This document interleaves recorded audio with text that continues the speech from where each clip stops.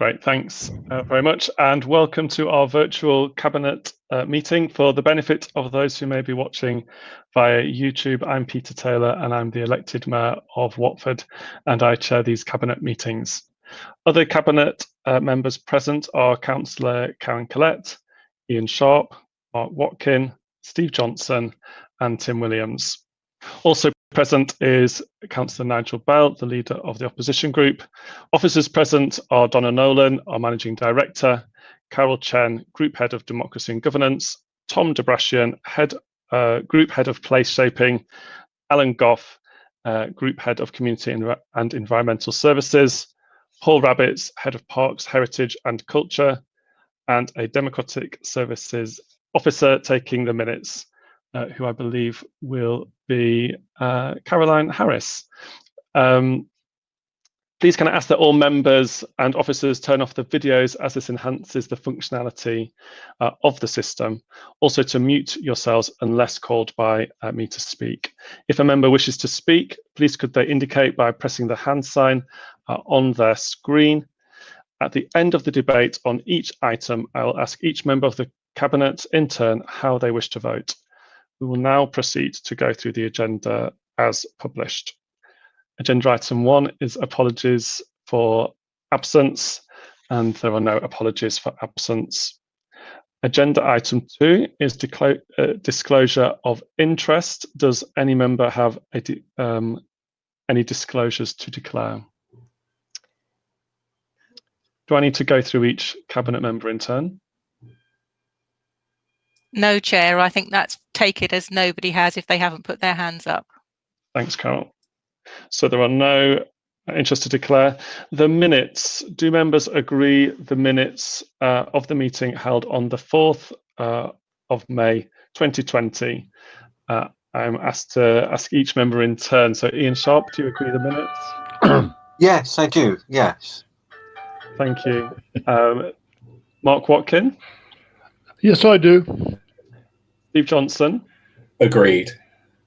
Karen Collette? Agreed. And Tim Williams? Agreed. Thanks, Tim. We'll now go through the agenda as published. So agenda item 4 gives me opportunity to change the order, but I don't think it's necessary as we've just got 2 agenda items this evening. Agenda item 5 is our annual monitoring report for 2019, which is always interesting, full of lots of useful statistics and analysis of the council. So thank you to the officers involved in that. I will now turn to Ian Sharp to introduce this item. Yes, the authority monitoring report is a both legal obligation and important tool in the council's monitoring of its planning policies and other social economic developments within the town, helping us to inform future decisions on planning and future policies, all the more relevant at the time when we are completing our local plan. And indeed, inevitably with this there is a bit of a time lag, so this is in effect covering the period up to a year ago, because it takes a while to collate all the information.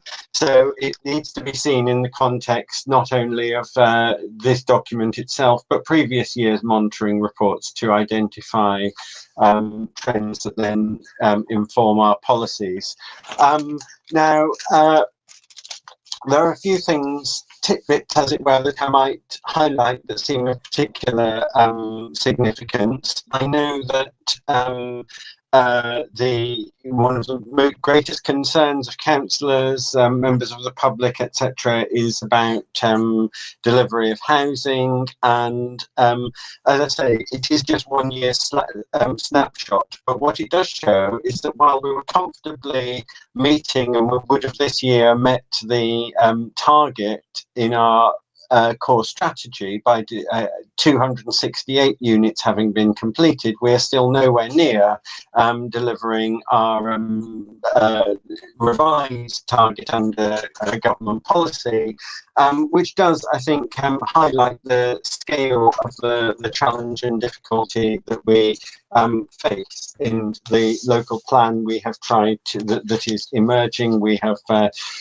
tried both to show how we can provide an uplift in the level to do our best to meet targets, but also to explain why it's not feasible with what is available to meet the level that is being set.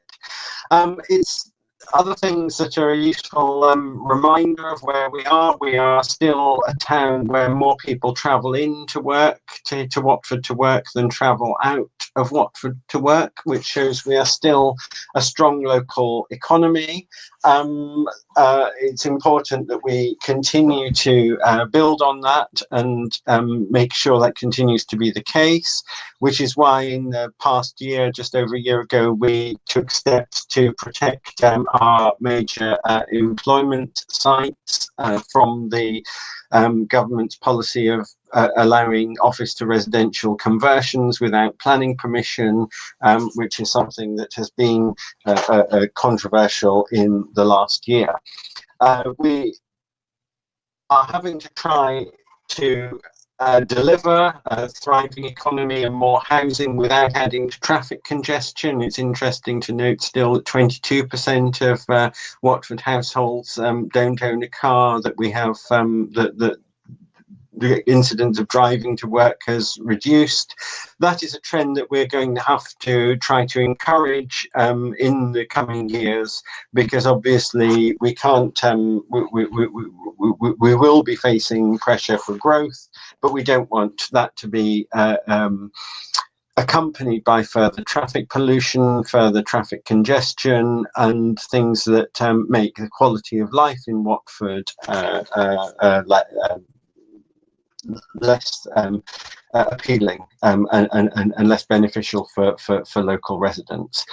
Those are just a few things I could highlight. I could go on at great length about all the detailed things in the plan, and it is quite a lengthy document. It is here just for noting.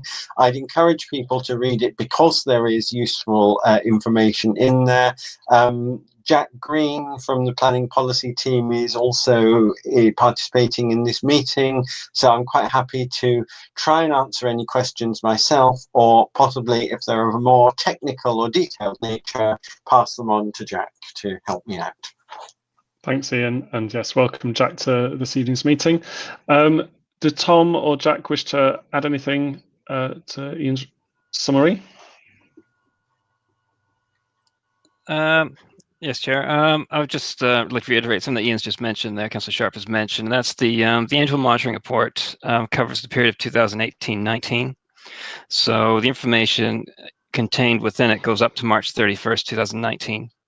So there have been changes in government policy, there have been changes in what's been delivered in Watford, and that since April 1st, 2019, but those will not be documented in this particular AMR, and they will be brought forward in the next AMR.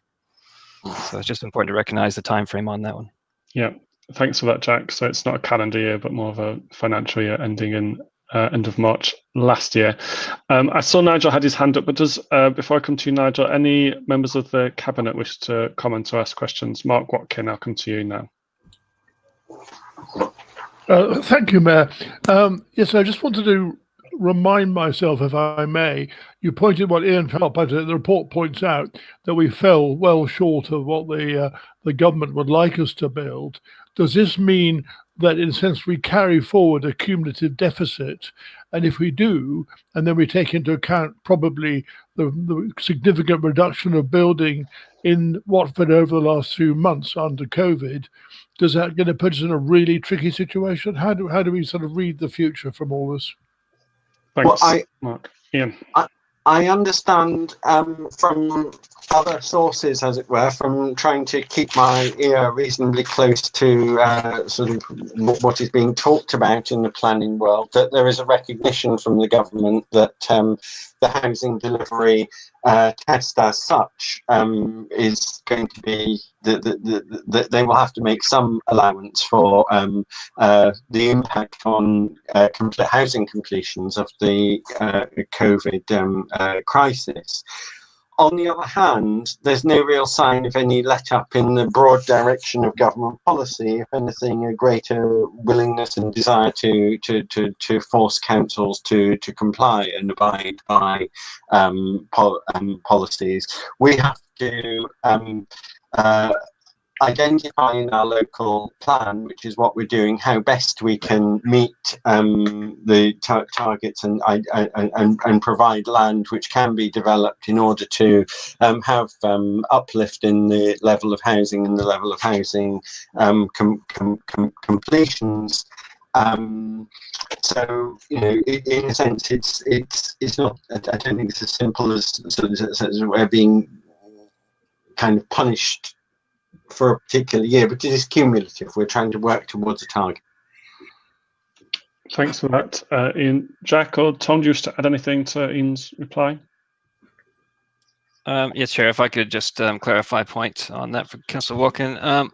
Yeah, the Authority Monitoring Report states that we've passed the housing delivery test, which is set by the government, which we did at the end as of March 31st last year. However, that has since changed.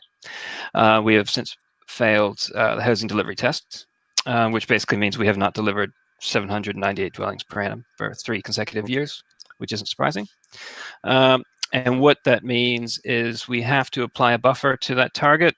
So, and it's almost a moot point now because the target is so high. But instead of being 798, we have to apply 1 year's added growth to our 5-year supply. So our target is 944. So that's how the government is, I guess, trying to get their way, if you will, with this one. So that's it places increasing pressure on the 5-year housing supply, and that's by design through the government. So permissions are being granted. But what I would say is the council in its decision-making process has been granting the permissions required. But what hasn't been happening is completions on the ground, and that's outside of the work that we actually do. So that's the development industry. Thanks, Jack. Of course, I think most residents would be flabbergasted to learn that the government is saying we're not building quickly enough, and therefore the target's increased to 944. Councillor Bell, do you wish to ask questions or comments? Thank you, Chair, Mayor. Can you hear me okay? We can, yeah. Yeah, I was going to say, I appreciate, as Ian and others have said, it's obviously now a year out of date. And I was going to say, as Councillor Watkin has already said, how much the COVID lockdown was going to affect it. So obviously we'll have to wait to see whether they'll give us any kind of leeway. But looking more broadly, I mean, are we expecting, obviously we've got the census, I'm assuming the census is still going ahead next year, because so much of what are in the figures here and in all the reports that we get to council are based on the 2011 census. And are we expecting that if the census still goes ahead next year, unless I've got it wrong and it's not, that the planning policies will significantly change because our whole demographic has changed so much since obviously 2011. And then can I just ask another point? Separate from that, when you're talking about planning policies, and I hear what Councillor Sharp said, but how is the cooperation going with our neighbouring authorities who are on planning, such as obviously Hertsmere, Three Rivers and Dacorum? Thanks, I'll let Ian come in on the second point about the joint strategic plan and that work. But before then, the first point about the census, which is due in 2011. Catherine, I know you've been involved with this. Has there been any talk of changes to that? No, it's still due to go ahead in March 2021, as far as I'm aware. So I think 23rd of March. Good. Okay, thank you. Ian, the work with our partners?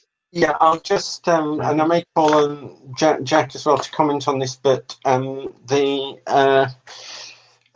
is an issue about the population projections, which is that the last round, which I think were 2016, I could Anyway, the point is that the last round of Office of National Statistics projections suggested there would be less need for more households and therefore more housing. That household growth is not going to increase as quickly, which questioned whether there was the need for quite the level of new housing that the government were projecting of 300,000 a year.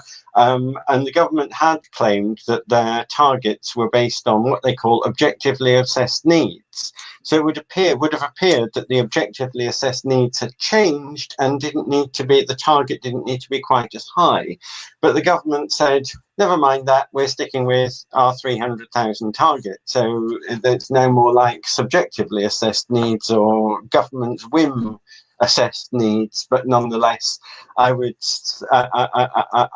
think that the government are basically making their headline figure and the impact as it trickles down a political priority. And if statistics, research, census, or population projections suggest otherwise, they will be sticking to their target. That is the way it appears to be going. We are working with the other authorities in two ways. One is as part of the duty to cooperate. We have asked if other authorities might be willing to take some of our growth, and bizarrely or surprisingly enough, they have also asked if we're able to take any of their growth, so that whether we've got loads of spare room in Watford to be able to build housing that is part of the targets of neighbouring authorities. And as you can imagine, no authority is particularly queuing up to say that yes, it can take a load of extra growth that based on its neighbours. So that is that is fairly predictable, really. What we are doing, however, is in the longer term working with the neighbouring authorities on joint strategic plan, which will take us up to 2050. That is particularly focusing on where we can have sites for major growth. At the moment, the study it's really just at the level of trying to identify potential blobs on maps within West Hertfordshire, and it's also looking at how we can encourage modal shift, which is i.e. transference of journey methods from car to public transport or active travel. There is an online seminar and survey being carried out at the moment. You should have had an email a while back about that, Nigel, and also members of the Cabinet. But we have asked today that it be sent out again. The deadline for having your say and commenting has been extended from last Friday to this Friday. So I'd encourage you, Nigel, and my colleagues in the Cabinet to go on to follow that link. Watch the videos, which are very interesting, and then make your comments. Thank you. Yeah, I've got it. Thank you. Thanks, Ian. That's really helpful. I don't know if Jack or Tom wish to add anything to that, and then I'll come to Steve. Okay. No, thanks, Chair. That Councillor Sharp covered that fine. Thanks. Not for me, for Peter. Okay, Steve, over to you. Thank you. A question for Tom and Jack, actually. Previous DM meetings, we were getting warnings from officers that we weren't reaching our housing target at the start of the meeting. That hasn't happened for a while now.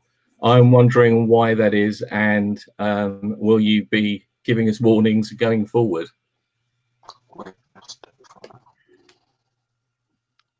Shall I come to you, Tom?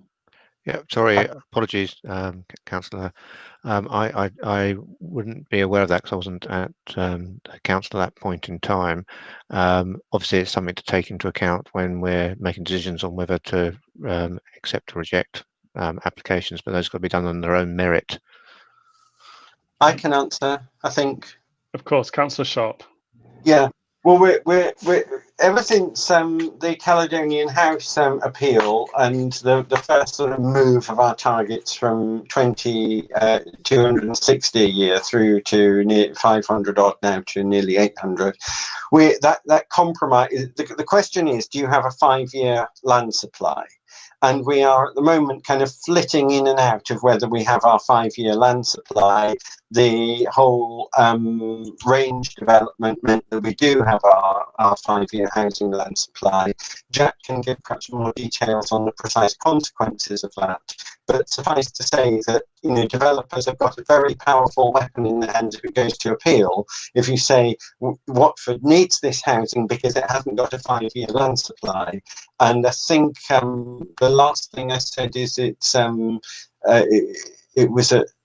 we've got 5.5-year land supply at the moment. It's something that can, as I say, it's something that as time goes by, it diminishes. But then when you give a number of planning permissions, it then increases because it means that you've got land available for development.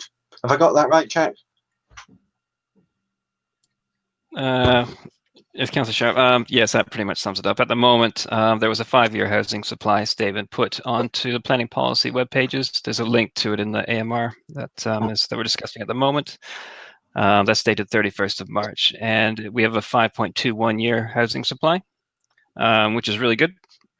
But the warnings, because I wasn't partaking in those meetings, but it is useful to know if we have a 5-year housing supply or not when making decisions, because it does shift the balance in terms of how planning applications are considered. So, so at the moment, I wouldn't say it's not an issue, but we have issues with housing completions, not with granting permissions. And I think that's one of the things that the government is trying to progress. Sorry, Chair, can I just respond to Councillor Bell, just for? Of course, yeah. Just with regards to Councillor Sharp spoke about the population growth and the housing targets. I'd just like to add to that the government's target is to deliver 300,000 homes a year. We also can't forecast what the government is going to say. They're not showing much flexibility in that, and part of the issue is it's a legacy issue in terms of under-delivery for a number of years, particularly in the southeast.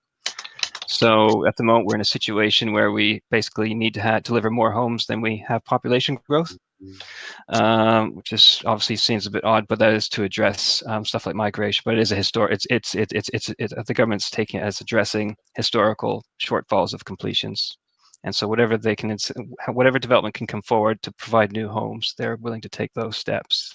So like I said, I can't forecast what the government's going to do, but I couldn't see a change in their approach for some time. Thanks, Jack. Okay, I can't see any other hands up, so I'm going to assume that everyone's made their comments or asked their questions. You'll see the recommendation in the report. It's that the authority monitoring report to be published and delegated authority be given to the head of planning to make any minor amendments or corrections as required. I'll now come to each member of the Cabinet in turn to see if they agree to that. So first of all, Councillor Collette. Agreed. Councillor Watkin. Agreed.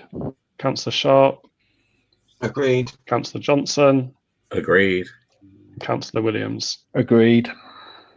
Thanks, everybody. Now, the next item on the agenda is agenda item 6, the North Watford Cemetery expansion. Of course, our cemetery team have been particularly busy over the last 2 months, unfortunately, but have risen to that challenge. I'll now ask Councillor Williams to present this report. Thank you, Mayor. As indicated in the report, a review of our cemetery service was carried out 5 years ago, and we adopted a 10-year cemetery strategy in 2016. However, one critical issue that was raised at this time was the actual capacity of the North Watford Cemetery, and at that stage they were saying 7 to 9 years estimate being given. But yes, this is of course dependent on burial rates and population growth. The council has been proactive in looking for new cemetery space over the last few years. However, groundwater levels and contamination issues rules out many of our own open spaces. As well, of course, many of our open spaces have defined uses already, such as playing fields and recreational space. I know one resident who regularly calls me up and highlights that nearby to the North Watford Cemetery, there's East Drive recreational ground. That should be considered, but this land is a much respected recreational space, so no. Therefore, we have looked at the space that might be available at North Watford Cemetery itself, and alongside Southern Green Landscape Architects, we are recommended to expand the available space in North Watford Cemetery, and I have to add, basically within the site curtilage, so that 273 extra burial plots can be accommodated, 200 ashes interned, ornamented memorial trees, pet provisions, and improvements to the main entrance and the car park to be resurfaced. Have to say, all this will complement the recent cemetery extension and the new covered area. And by the way, these do look great. Additionally, there's also planned basically an extra 100 extra spaces in the Muslim section. It's always difficult to say how long in years that this might achieve, as there are so many factors that could affect this, such as the burial rates and population growth. However, burial space at North Watford Cemetery is not indefinite, and as such, with the difficulties of finding space within Watford, we do need to look at how we could potentially work with our neighbouring authorities in Hertfordshire for this provision. At the same time as we're talking about the cemetery service, and as indicated by yourself at the start, Mayor, could I say thanks to all the staff at North Watford Cemetery for all that they've been doing over the past few months under the COVID-19 situation, with the number of burials being higher and the closure of the actual cemetery grounds. This was difficult for all the residents as well as the staff.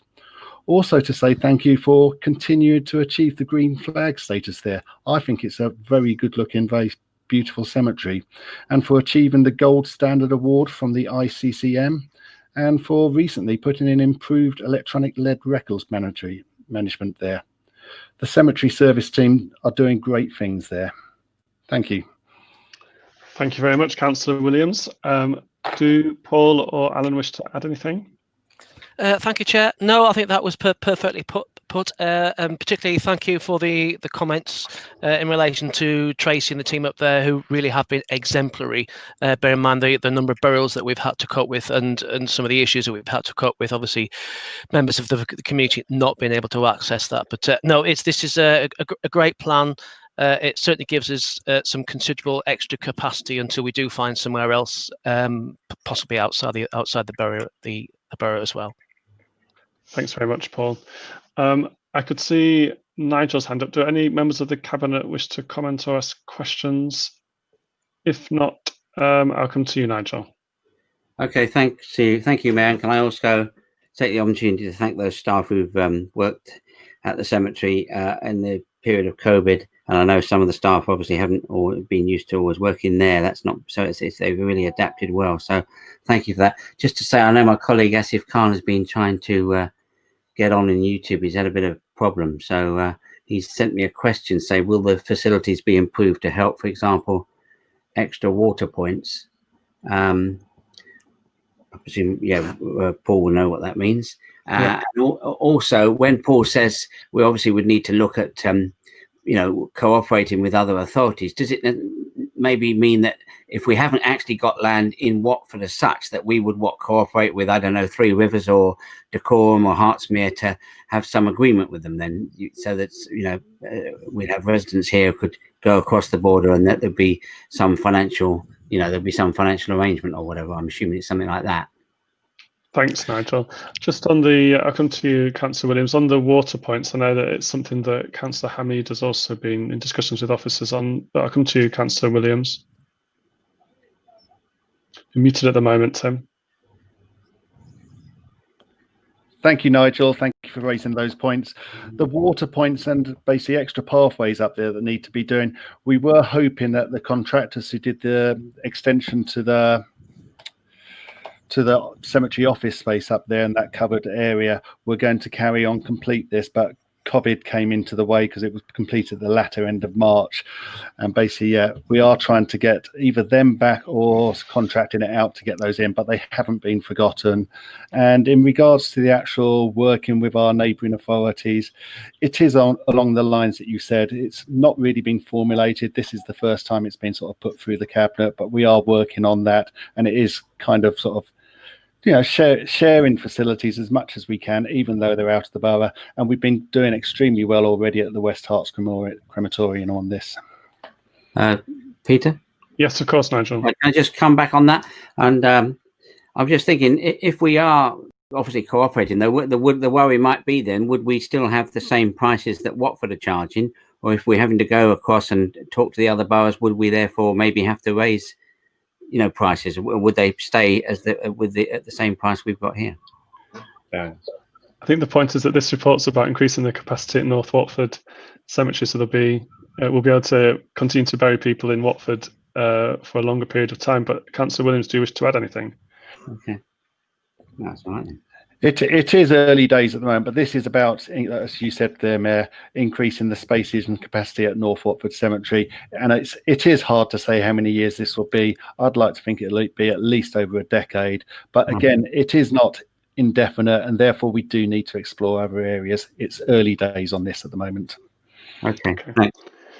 Thanks, everyone. Is there any further questions or comments? If not, looking at the report, there are 3 recommendations. The first is to accept the proposals outlined and the design submitted by Southern Green Landscape Architects. The second is to progress the detailed design, procurement and appointment of a contractor. And then the third one is to agree to negotiate and work with neighbouring authorities about provision of burial space to meet future demands. I'll come to each member of the Cabinet now to see that you agree to these recommendations. Councillor Collette? Agree all 3. Thank you. Councillor Watkin? Agreed. Councillor Sharp? Agreed. Councillor Johnson? Agreed. And Councillor Williams? Agreed. Thanks, everybody. I'm assuming there's no other business, and so that concludes our Cabinet meeting. Thanks, everybody. Thank you. Thank you. Thank you.